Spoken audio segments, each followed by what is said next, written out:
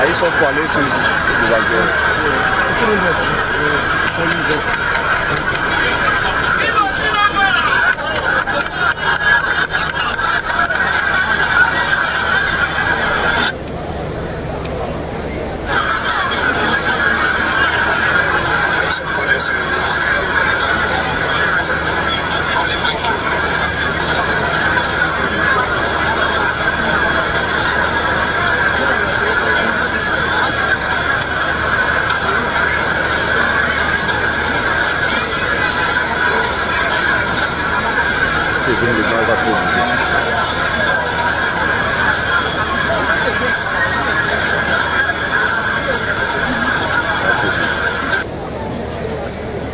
Ok, alors donc là,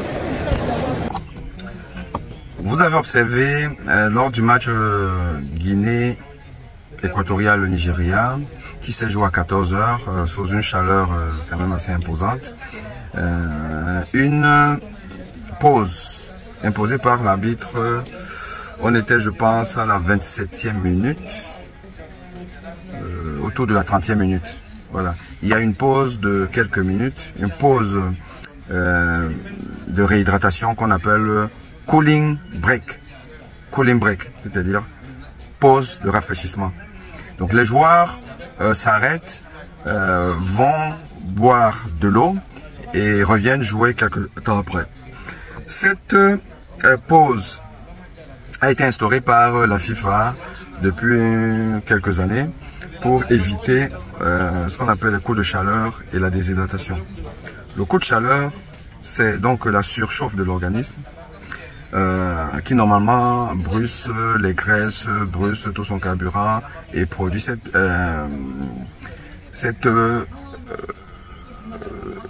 mécanisme va donc entraîner la production de la chaleur. Parce que quand on exerce une activité physique, donc les muscles se mettent en mouvement, ont besoin d'énergie, et donc les molécules d'énergie, l'ATP, produites vont donc rentrer dans un cycle de métabolisme, de catabolisme qui va lui produire donc de l'énergie qui doit être évacuée. Parce que cet excès de chaleur, autant pour moi de chaleur, qui est produit donc par le travail de l'organisme, le travail des muscles.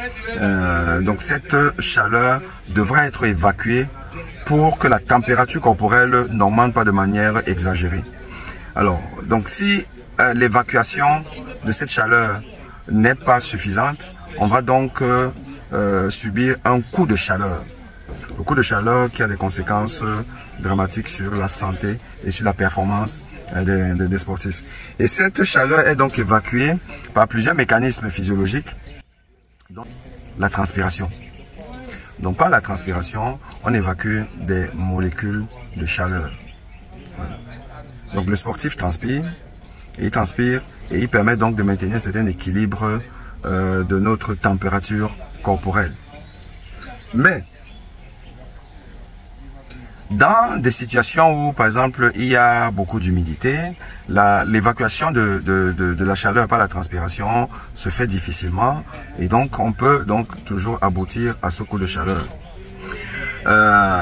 L'organisme a donc besoin aussi de pouvoir adapter ce mécanisme-là par d'autres méthodes de compensation.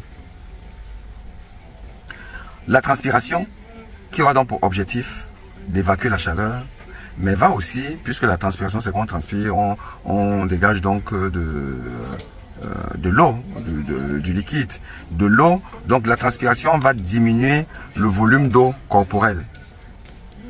Et cette évacuation d'eau corporelle par la transpiration a besoin d'être compensée par de l'eau qu'on va ingérer.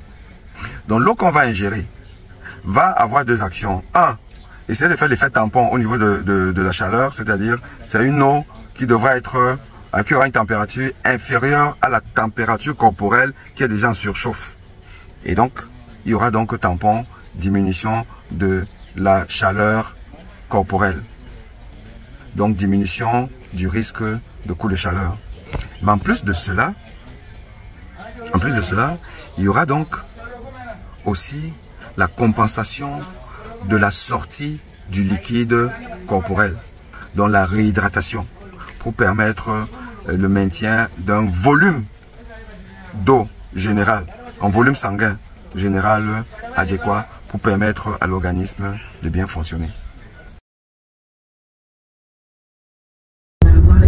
L'eau qu'on va ingérer doit avoir deux propriétés essentielles.